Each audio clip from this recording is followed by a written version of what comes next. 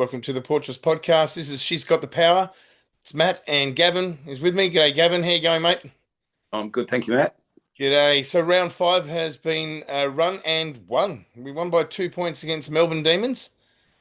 We That's sure did. 43 to 41. Yeah, so it was 6-7 to 5-11 in Port's favour. For Port, the main goal kickers was Indy Tahu with 3, and then singles to Gemma Houghton, Ella Bogue, who kicked the first Lovely. goal. The third goal kicker was our ruckman from Queensland, Chloe Very cool. Gaunt. Lovely. Excellent. So, let's go just quickly to those goal kickers and the forward 50. How effective, and let's just talk about the players in that forward line because it is a potent forward line, and we're putting our ruck women in there at the moment to our tall players in that forward line, and just keeping that really difficult. And yeah, just if we before we kind of get into the game and the win, and there's so much to discuss, if we can just get straight to the players. This is yeah, a bit of my question is probably detailed to the forward line. Yeah, sure. So if we look at where the side we had last year, so Ash Saint has done a mountain of work in the preseason. She did a Yeah. bit last year, but she spent an awful lot more time in the midfield.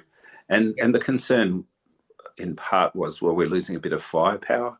But Indy Tahu, who's returned after nearly 2 years out from her knee injury, How good is she?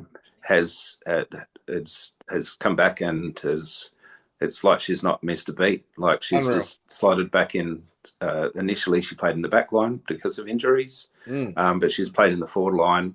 I think she's kicked 8 goals in the last 3 weeks, and so that gives us, obviously with Gemma Houghton, there's our 2 tools, and then Chloe Gaunt or Matilda Scholes is the third tool, Which is and brilliant.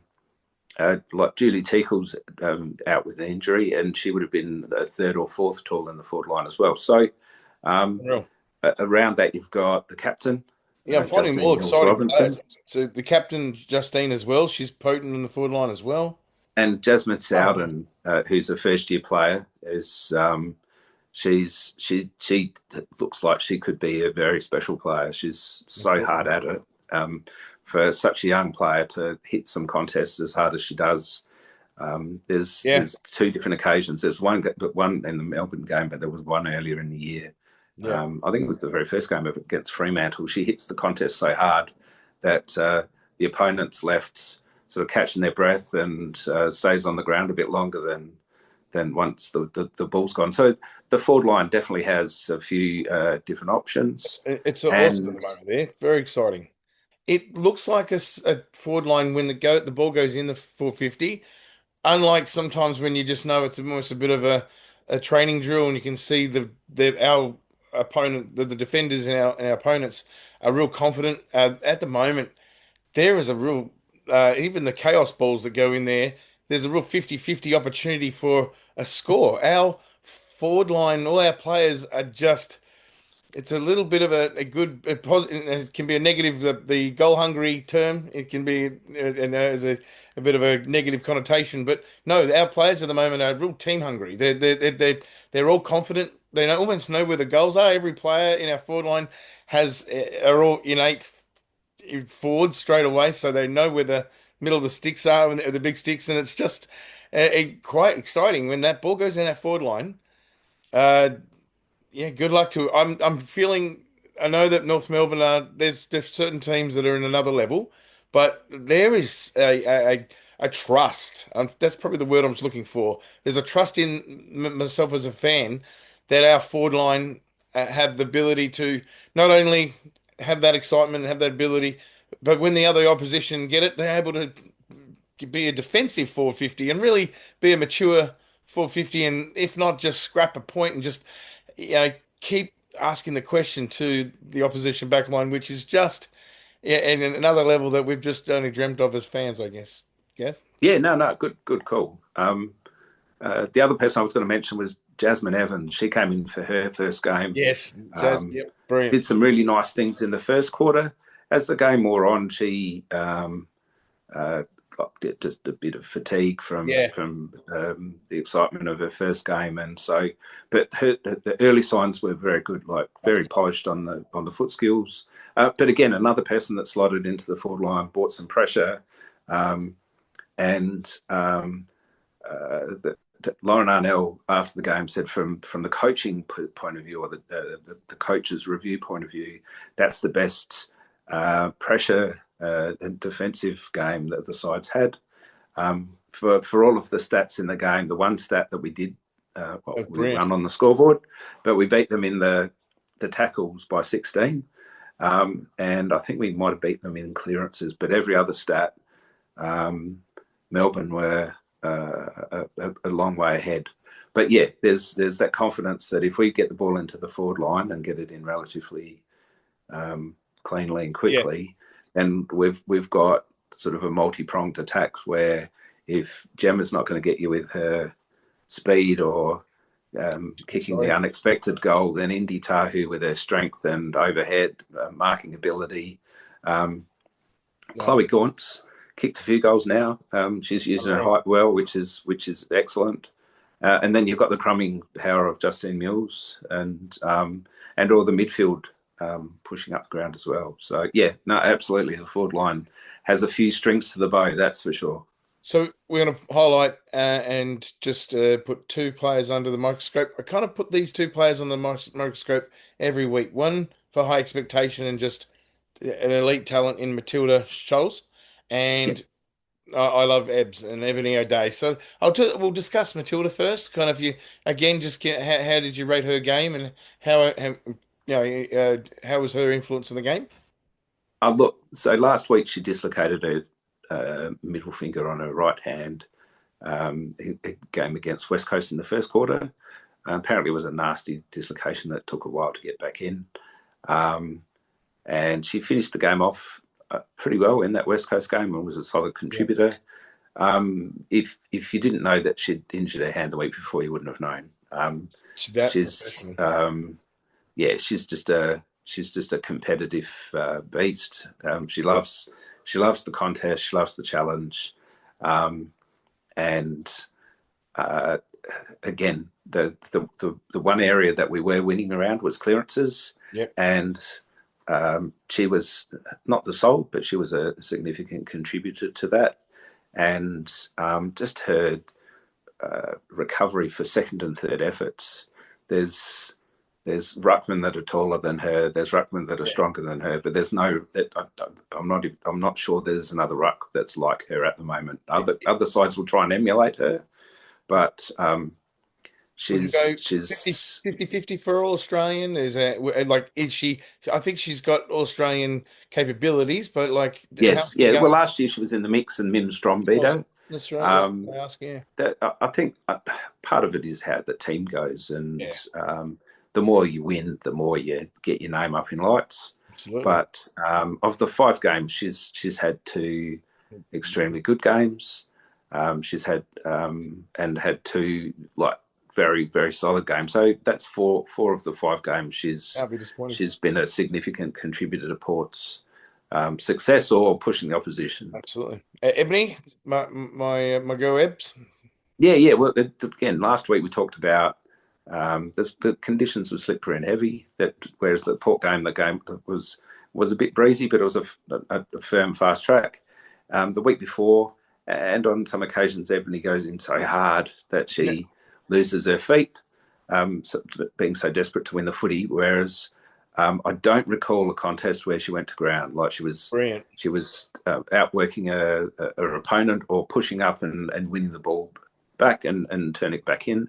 And so she's kind of she's one of your older statesmen now, so Yeah, she's kind of built into the season. So the first few weeks it was um, maybe a bit spluttery, but again, like we talked about, her experience yeah. I loved it. and just her hard edge just gives confidence to people around her. So she might not be playing at her best, but I'm sure she's bringing the best out of others around her. But yeah, she Absolutely. definitely had a good game. She had a good Yeah, game. 1%. There's just little things. There's just she has those little moments where that you just no. who's going to go get the ball otherwise? Like that's her attitude is just, if it is to be, it's up to me. I love it. Yes, yeah, Jasmine Evans, you were discussing earlier about her and her debut. I guess I've got a question that I guess a lot of fans, I feel like a lot of fans would want to find out about is Jasmine's, her path to get to the round five debut? Her first four rounds, was she playing another comp or just training? How does that kind of work? And then I guess if you're looking at just for the SANFL W and the AFLW, give us a bit of an idea of how you think that's going to in the near future eventually align. In my lifetime, I'd love to see that the whole competition of the SANFL and AFL be aligned in the winter time and have reserves. The second grade comp be along with the AFL. If you just want to give me an idea how you think, based on the progression, if you're looking back in the last couple of years, how the AFLW is progressing to align like the men's comp. yeah, sure. So Jasmine, she came to Port with their pick 33. She's South Australian born bred. She Yep. came from Central District, so she played in their premiership side with Caitlin Wendland in Right. 2023. Yep.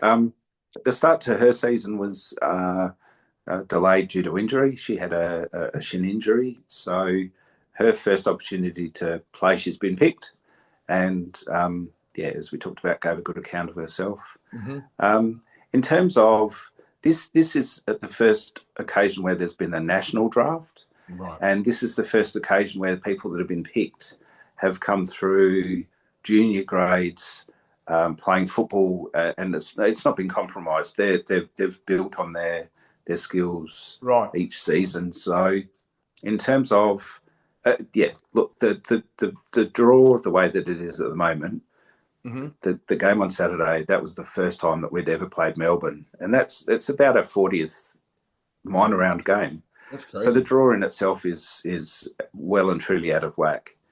In an ideal world, at some point in time, with there being 18 teams, having a 17 minor round competition where we get to play everyone once, or in a 2 year cycle, play everyone home and away would be fantastic. Yep.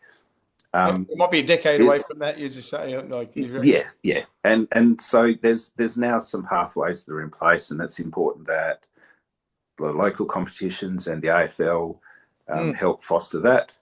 And yeah. there is that it would be lovely to see that as the competition gets longer, that they start to move it to earlier and earlier, so then it does align with state competitions, so that, like a throwback to when Port and the Crows were initially in the competition, the Yep. players that aren't playing at the league level then go back to their SNFL, or in this case, SNFLW side. Absolutely. So they're still playing at a height, well, getting a good hit out, so they're maintaining their match fitness, Yeah. but also improving their skills, so that when they do get selected, they're good to go, rather than these scrimmages that they've been doing since AFLW's Right. inception. I'd love to see, I say to you, tennis player, and you may think, male or female tennis player. I'd love to say one day, Aussie rules footballer and the community and just anyone you ask, and it's a 50-50, and whether it's a woman or a male footballer. So that's a time I think that I'd like to see in my lifetime, and I'd love to see the competition respect that, and that will come in time. But I think we're on the path to that, yeah, it just in incremental ways. Yeah, no, absolutely great call. The women's players are fantastic ambassadors, and yeah, increasingly you'll see there's a younger crowd at the AFLW. But yeah, I agree. It'd be wonderful when you say to her, like, name your favourite player, that you start to get a spread of, it's not just Nick Dacos or Yeah. Gavin Wanganeen or Zach Butters. You get a Matilda Scholes or a Jasmine Evans thrown in there as Ebony well. And O'Day. yeah, yes, yeah. All right, next question is about the team. I'm just feeling like the confidence I saw in a team that beats an undefeated Melbourne, it just feels like it was on the back of a lot. If I'm talking individuals, so on the decision making on the game day, again that trust. Just this isn't less alone about when we're in the change rooms and it's or off field, the mentality, just the decision making, the maturity on game day to get over the line by 2 points. That win. is I feel fed on the back of the round three win in the Gold Coast. I know it's a thrashing can be seen as a soft win, but a lot of the things that they were doing in that game and the trust in each other should be feeding off that almost for the remainder of the season. So if you can just share what you think about kind of the individuals and the decision making, what your the maturity of the side as you see from that win Yeah. against the Coast. Look, again, we've previously talked about they turned over nearly a third of their squad. So that takes a while for people to become familiar with each other, gain Yeah, confidence in each other. And so the round three win was vitally important. One, it was a win, but two, then the magnitude of the win was significant as well. And one of the things that the coaches have been very keen to build on this year is for the leaders and just ultimately all of the players to be able to have that confidence and knowledge on the yeah, field to make decisions in game and not just wait for the quarters to reset and reshuffle. yeah, And there were aspects of that definitely in the Suns game. yeah, The West Coast game, the wet conditions, and maybe went away from it a bit. But yeah, absolutely, there was components of that in the game where you could clearly see players talking to each yeah. other and just encouraging people to like either close down on their opponent or fill a gap.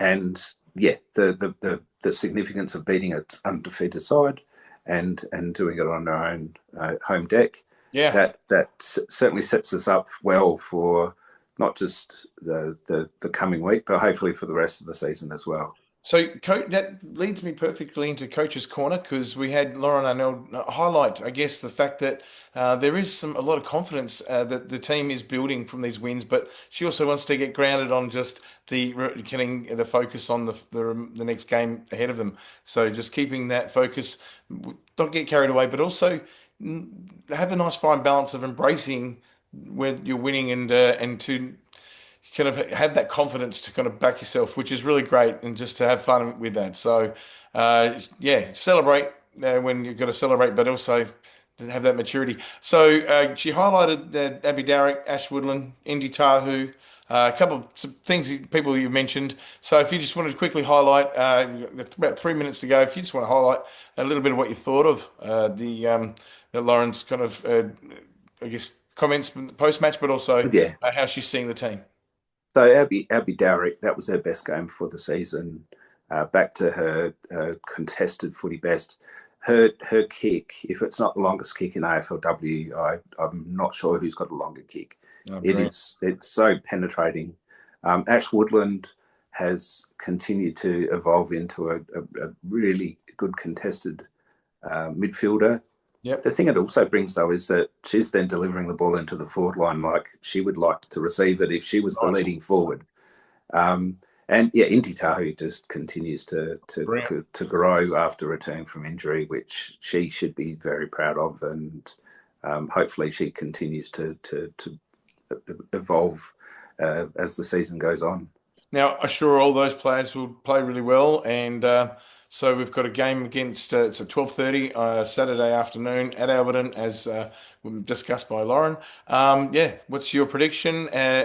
Geelong, I believe they're just one rank below us on the ladder, so we've got a Yeah, game on our hands, but also quietly confidence. bring the same contested intensity as we did against Melbourne then, where absolutely, I mean, the chance, I think that we'll win by sort of 2 to 3 goals. And Excellent. I'm looking forward to seeing Lauren Young hopefully get her first game in power colours as well. That'd be good. All right. Yeah, we'll discuss that game and review that. She's got the power, mate.